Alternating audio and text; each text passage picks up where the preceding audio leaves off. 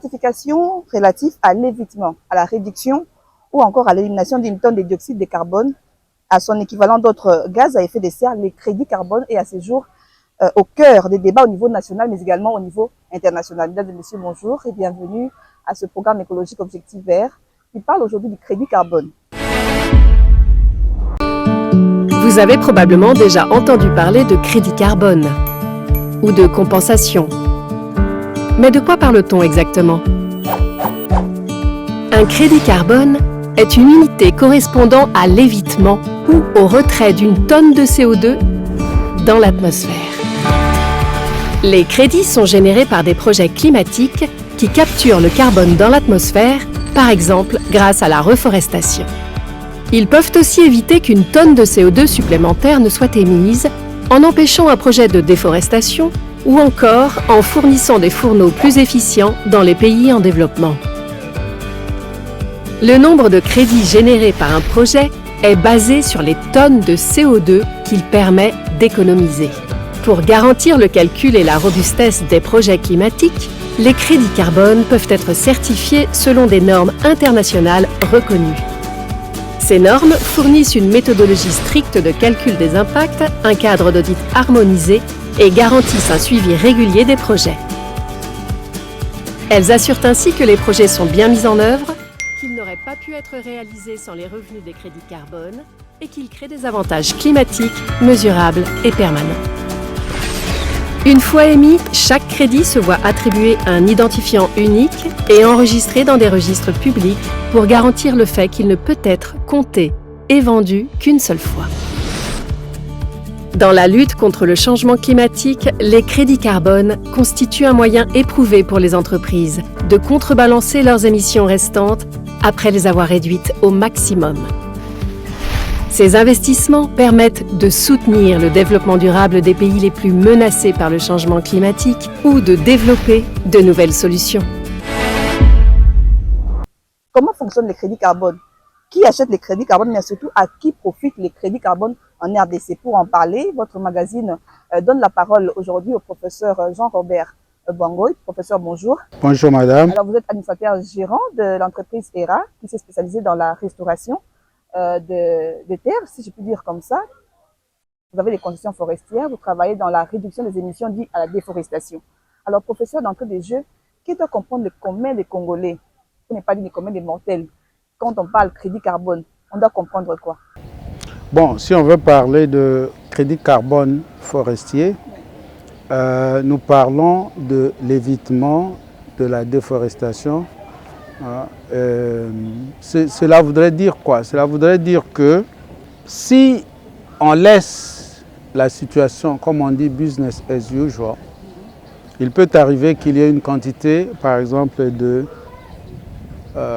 3 hectares ou 4 hectares de forêt qui pouvaient être dégradés ou déforestés à la suite de l'activité anthropique, de l'activité humaine. Maintenant, puisque nous venons avec un projet et que nous mettons en place des mesures d'incitation pour éviter la déforestation, cette quantité-là de 2 ou 3 hectares qui devait être dégradée, déforestée, n'est plus dégradée ou déforestée. Vous voyez? Et lorsque vous essayez de voir dans ces 1 hectare ou 2 hectares, combien de tonnes de biomasse en termes de poids des arbres qui se trouvent dans cette surface, on calcule le poids de ces arbres-là qui allaient être détruits et qui allaient remettre le CO2 dans l'atmosphère. Alors, ce poids-là, on le convertit en équivalent CO2. C'est ça qu'on appelle le crédit carbone. Cette équivalence-là. Oui. Alors aujourd'hui, si on peut se permettre de poser cette question-là, comment ça fonctionne au fait? Vous avez finalement converti. Comment ça fonctionne pour que ce soit revendu? Comment ça se passe? Bon, d'abord, tout le monde peut dire que j'ai fait éviter une déforestation d'1 hectare, de 2 hectares, de 1000 hectares, de 1 million d'hectares. Oui. Vous voyez, tout le monde peut prétendre ça, mais il faut le prouver. Donc, il y a des organismes de certification qui voient le scénario. Parce que je viens de vous dire qu'une quantité qui aurait pu aller dans l'atmosphère, mais la déforestation n'est pas arrivée. Donc, on a évité ça. On a évité, mais on ne peut pas savoir si exactement on a évité cette quantité-là, puisque la déforestation n'est pas arrivée. Donc, c'est une modélisation, c'est un modèle que vous allez créer. Par exemple, pour nous, dans le Maïndombe, on a comparé la trajectoire de la déforestation avec la trajectoire de la déforestation dans le Mayombe. Voilà, donc dans le Mayombe, on a dit qu'il y a eu, en 30 ans, il y a eu une courbe qui ressemble à ça. On prend cette courbe-là du Mayombe, on essaie de la transposer dans le Maïndombe. Donc, il y a eu beaucoup de gens qui ont posé énormément de questions. Vous voyez, moi je suis spécialiste dans le domaine. Le Mayombe a une série de sols qui est similaire à la série de Boussira que nous avons dans le Maïndombe. Ça, c'est de 1. Le Mayombe se trouve à peu près à la même distance de Kinshasa, qui est le marché. Le marché le plus important du pays. Voilà, en termes de voilà, bois, en termes de demande de commodité, le bois d'énergie, le bois d'œuvre et tout. Donc, on se trouve presque à mi-distance. Ensuite, c'est le même type de forêt, une forêt semi-décidue. Donc, cette similarité-là faisait en sorte que l'on se dise que ce qui s'était passé au Mayombe devait se passer aussi ici. Il ne faut pas oublier le troisième élément le plus important, c'est que l'entreprise qui était à la base de la déforestation dans le Mayombe, c'est cette entreprise-là qui était dans la concession que nous avons prise. Vous aviez acquise. Voilà. Donc, tous les éléments étaient plus ou moins égaux par ailleurs. Et de cette manière-là, nous estimons que la courbe de la déforestation aurait pu être la même. De cette manière-là, nous avons estimé pour chaque année quelle quantité de CO2 aurait pu être mise dans l'atmosphère après avoir réalisé les inventaires. Parce que là, on réalise les inventaires et on voit le stock à l'hectare, ce qu'on appelle le facteur d'émission. On voit le stock de bois parce qu'on ne peut émettre que ce qu'on a. Si on est dans le désert, on ne peut plus émettre en termes de forêt parce qu'il n'y a plus de forêt. Alors, il faut regarder d'abord le stock de bois que vous avez dans la forêt. Avec ce stock de bois-là, qui devient maintenant la quantité maximale que vous pouvez émettre dans l'atmosphère. Et nous avons réduit cette quantité-là avec la quantité qui revient en forêt secondaire. C'est-à-dire que si vous coupez même une forêt aujourd'hui, en RDC, après une année, il y a une forêt secondaire qui va pousser. Après avoir coupé la forêt primaire. Après avoir coupé la forêt primaire. Donc, cette forêt-là a un stock de carbone. Si vous voulez calculer, pour calculer justement les crédits, il faut voir le stock qui était dans la forêt primaire, moins le stock qui va pousser en forêt secondaire après. Sinon, vous exagérez. Oui, voilà, sinon vous exagérez. Donc, vous avez cette quantité-là. Et c'est ça le crédit carbone. Maintenant, on a un organisme qui vient certifier les inventaires.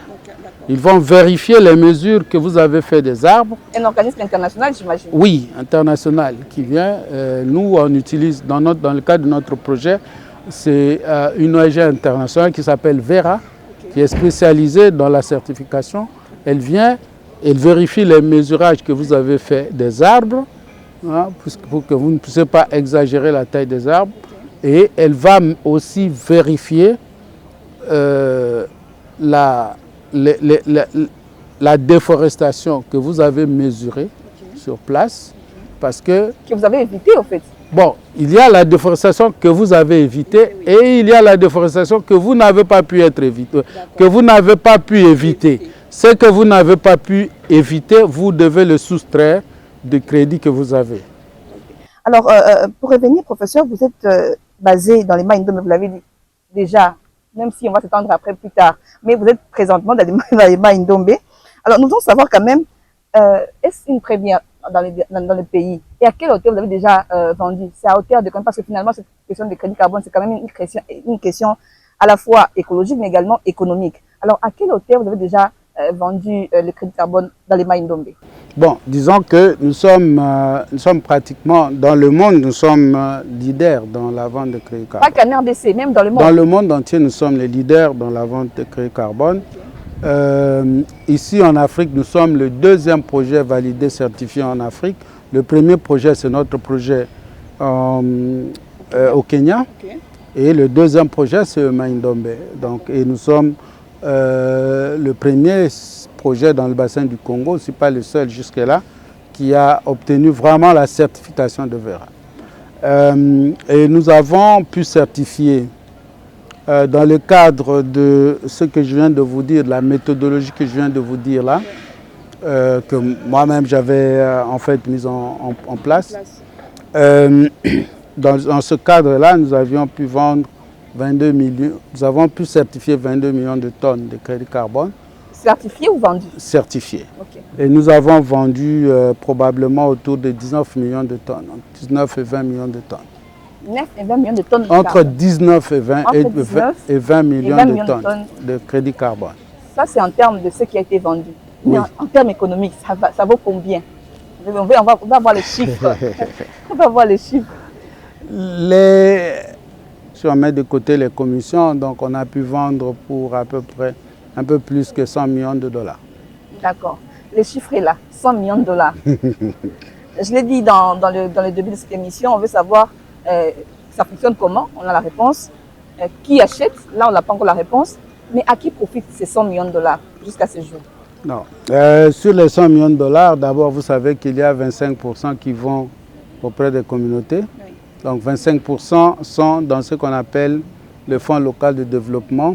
Et ce sont ces 25%-là qui sont utilisés pour la construction des écoles, le paiement des enseignants, l'habillement des élèves, le paiement des frais d'examen des élèves, l'intensification agricole, la construction des étangs, des hôpitaux et tout ça. C'est dans les 25% qui appartiennent aux communautés. Le gouvernement de la RDC devait avoir 33 millions de dollars. Ils ont déjà reçu 20 millions de dollars. Il reste à payer presque plus ou moins 13 millions, 12 millions quelques. Okay. Hein, il reste à payer 12 millions quelques. Donc, et ils ont eu 33 millions. Donc nous aussi on a eu 33 millions. Alors, dites-nous, professeur, dans les communautés de développement local dont vous faisiez allusion tout à l'heure, on en parle, mais on veut quand même avoir la certitude. Les projets qui sont initiés, émanent-ils réellement des populations ou sont-ils le fruit d'un dictat? Bon, les projets ne peuvent pas être le fruit d'un dictat. Vous savez, souvent nous pensons que les populations, les communautés locales, bon, il n'y a pas de gens, ils ne comprennent rien, on va leur... Tout cela est absolument faux. Okay. Quand vous arrivez dans un village, les communautés vous disent que nous voulons une école dans notre village. Hein? Okay. Et ce n'est pas nous qui allons pour dire aux communautés que vous avez besoin d'une école pour vos enfants. Ce sont eux qui disent que nous avons besoin d'une école pour notre village. Et dans chaque village, ils vous disent que nous avons besoin d'un dispensaire ou d'un hôpital. Oui. Et nous disons que, bon, écoutez, hein, c'est pour ça qu'on a un comité local de développement du groupement. Voilà. Et c'est au niveau du groupement qu'il y a l'arbitrage. Voilà. Mettons un dispensaire, un hôpital secondaire dans tel village, mettons un dispensaire dans tel autre et dans tel autre, ils regardent les distances. Okay. Donc, on ne peut pas dicter les gens. Ce sont des gens qui viennent avec notamment des trucs du genre faisons la cartographie participative ou faisons ceci, séminaire de ceci, séminaire de cela. Ce sont ces gens-là qui viennent imposer des choses aux communautés. De manière parce subtile, que, ils le font. voilà, les communautés ne savent pas ce que ça veut dire, voilà. cartographie participative.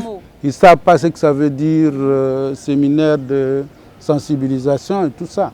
Okay. Non, tout ce qu'ils savent est que nous avons besoin d'une école. Nous avons besoin d'un dispensaire. Nous sommes arrivés dans un village, on trouvait que ces gens-là avaient déjà commencé à construire un poulailler. D'accord. Un poulailler. Un poulailler. Donc, nous voulons élever les poules ici. Bon, on a regardé, on a dit, OK, puisque vous voulez élever les poules, nous vous envoyons des ingénieurs pour vous aider à être... parce que, voilà, donc ils vont vous aider et à mieux, voilà. Donc c'est ce que nous faisons avec les communautés. Vous allez, nous sommes allés dans un village où les mamans ont dit que voilà. On dit bon voilà, vous pouvez élever ce que vous voulez. Donc nous les accompagnons dans ce qu'ils veulent. Et c'est ça qu'ils appellent les plans locaux de développement. D'accord, qui émanent de leur volonté. Exact. Alors, pour revenir à qui achète, professeur, il va sans dire qu'on parle aujourd'hui des marchés volontaires, marchés réglementaires. Nous, on ne comprend pas ce que ça veut dire. Mais vous, en tant qu'expert, expliquez-nous ça veut dire quoi. Et notre pays, c'est-à-dire vous, qui êtes, on va dire, précurseur dans ce secteur, dites-nous, nous en sommes à quel niveau actuellement? Bon, disons que le marché volontaire, c'est quoi? Ce sont les pollueurs qui volontairement décident d'acheter des crédits carbone. Okay. Prenons des sociétés comme Delta Airlines qui a acheté chez nous et chez d'autres aussi. C'est une société d'aviation. Ils ne peuvent pas s'empêcher d'utiliser le kérosène pour leurs activités. Donc de polluer. Voilà. Ils ne peuvent pas s'empêcher de polluer et nous tous, nous sommes dans l'avion, nous participons à ça. Cette pollution. Voilà. Et eux, ils disent, voilà, nous ne pouvons pas nous empêcher de polluer. Par voie de conséquence, nous pouvons acheter des crédits carbone pour tamponner nos émissions. Nous polluons pour autant de tonnes, nous pouvons acheter autant de tonnes de crédits carbone. Il y en a qui ne veulent pas, ils veulent le business as usual, c'est-à-dire qu'on continue, qu'eux continuent à avoir la main tendue auprès des gouvernements occidentaux, ils leur donnent l'argent au nom de nous autres pauvres populations. Moi, je suis de cela. Moi, je fais pas partie de l'élite. Vous voyez, moi, je suis petit-fils d'un chef coutumier. Je suis né au village, j'ai grandi au village. Issu de cette même communauté-là. Voilà. Moi, je suis issu de la communauté. Donc, eux, ils vont chercher l'argent à notre nom. Et on ne sait pas combien ils amènent chez nous. Vous voyez? Voilà. Bon, mais nous... La RDC en est où? Nous sommes dans les marchés volontaires? Non, nous ne pouvons pas être dans les marchés réglementaires. Les marchés réglementés ou compliants, c'est pour les pays, par exemple l'Union européenne. D'accord. Ok. Dans l'Union européenne, ils obligent les entreprises qui polluent à pouvoir payer une taxe de pollution ou acheter les crédits carbone. Et ils achètent les crédits carbone auprès des producteurs de crédits carbone de l'Union européenne. Point. Alors, au Canada, c'est la même chose et ailleurs. Donc, nous n'avons pas accès à ce marché-là. S'il existe déjà. Parce que nous étions une filiale d'une société canadienne et nous n'avons jamais vendu des crédits aux pollueurs canadiens dans le cadre de cette activité-là.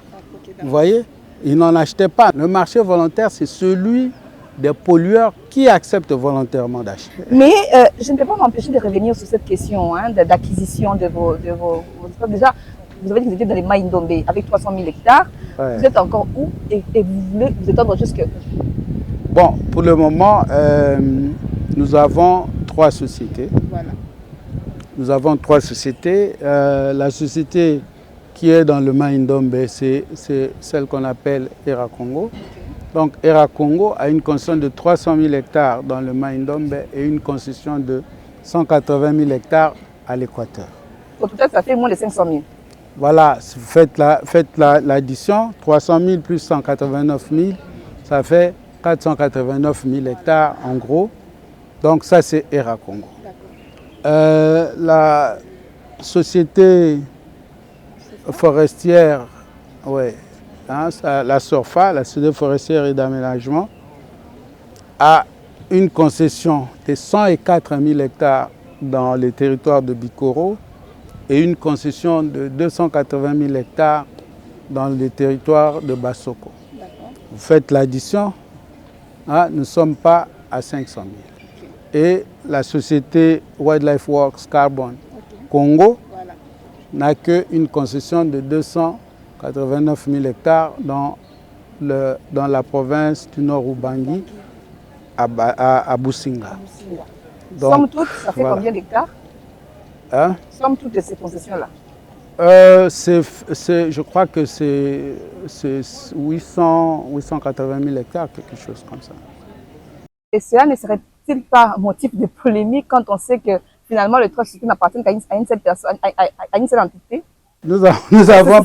C'est là qu'il y a la polémique. Oui, voilà, la polémique peut revenir comme... Moi, j'aime bien ce que Média Congo a dit. Voilà. Hein? Média Congo a dit que, voilà, KLM, Air France, Kenya Airways appartiennent aux mêmes actionnaires. Ouais. Il appartient aux mêmes actionnaires. Donc, toutes ces trois sociétés ne sont qu'une même société? Non. Ben voilà. D'autant plus que on parle ici de l'actionnaire majoritaire. Donc il y a d'autres actionnaires. Mais il y a d'autres actionnaires qui ne sont pas majoritaires et les trois sociétés n'ont pas exactement les mêmes actionnaires ni les mêmes parts. Voilà qui vous dédouane. Ça ne nous dédouane pas. Ça ne nous dédouane pas. Ça montre que nous sommes conformes à la loi. Vous êtes donc légaliste. C'est tout. Voilà. Alors on va chuter. Quels sont les projets, les perspectives, les ambitions de ERA Congo? Vous ne citez qu'ERA Congo parce qu'il est question d'ERA Congo ici, pour les communautés locales de Mai-Ndombe. Bon, et de tout le pays en tout cas. Vous savez que nous recevons des demandes de presque tous les gouverneurs de toutes les provinces de la RDC. Okay. Hier, j'étais avec le gouverneur du Maniema qui veut que nous puissions prendre une concession au Maniema, puisqu'ils veulent que nous fassions au Maniema ce que nous avons fait au Mai-Ndombe. Ah, donc nous avons dit que nous allons les conseiller parce que nous pensons que pour le moment, nous voulons d'abord nous concentrer sur la réussite des projets que nous venons de mettre en œuvre, particulièrement étant donné que les projets de Bassankoussou et de Bassoko risquent de ne pas être financièrement viables. Ah, okay. Oui, donc ces deux projets-là ne sont pas nécessairement financièrement viables et nous, en termes de conservation, nous ne cherchons pas nécessairement la viabilité financière. Nous cherchons la viabilité dans la conservation. Donc, vous êtes une entreprise de conservation? Oui, nous sommes une entreprise de conservation. Nos bénéfices sont de deux types. La conservation, comme je viens de vous dire, nous avons des éléphants qui sont revenus, nous avons des bonobos qu'on a protégés et tout ça. Okay. Donc c'est bien. Sans l'appui de l'éco-garde, vous aviez dit? Sans l'apport de l'éco-garde? Non, nous n'avons pas d'éco-garde. Nos éco-gardes, ce sont les communautés locales, c'est la population. Ce sont eux qui nous appellent pour nous dire que voilà, il y a un braconnier ici et tout ça, et on travaille ensemble pour que le braconnier soit dehors. Donc, nous sommes là avec deux concessions potentiellement financièrement très risquées, mais nous avons aussi deux ou trois concessions potentiellement très viables. Donc nous n'allons pas nous retirer de ces concessions pour inviabilité. Nous allons travailler encore davantage pour que s'il n'y a pas de viabilité financière, qu'il y ait une viabilité sur le plan de la conservation qui va faire qu'on peut avoir d'autres avantages, notamment en termes de tourisme et d'autres activités. D'accord. L'écotourisme à cette fois-là alors? L'écotourisme donc? Tout à fait, c'est ce que nous sommes, c'est notre nouveau programme dans le Mai-Ndombe. Nous allons maintenant créer des sites d'observation, là où il y a des éléphants, où il y a des bonobos, On va créer des sites d'observation à Ile-Mankaba pour que les gens viennent faire des études, tout ça. Comme par exemple, nous recevons des étudiants à Kasagao. Donc au Kenya, on reçoit beaucoup d'étudiants, des chercheurs et tout ça qui viennent étudier les comportements des animaux et tout. Donc on peut le faire ici. Ici, c'est encore davantage puisqu'ils vont étudier non seulement le comportement des animaux, mais ils vont étudier aussi la forêt. Donc c'est ce qui est plus intéressant par rapport à mon collègue de Kasagao. Votre magazine Objectif Vert touche à sa fin. Nous allons dire merci beaucoup, professeur, pour votre temps accordé à cette tranche écologique. Nous avons reçu pour vous l'administrateur gérant de l'entreprise ERA Congo, une filiale, j'allais dire, du groupe VVC. Merci, professeur, de nous avoir enrichi sur la question du crédit carbone. Merci à vous de nous avoir suivis. Prenez soin de vous. Merci de votre environnement. Au revoir et à très bientôt.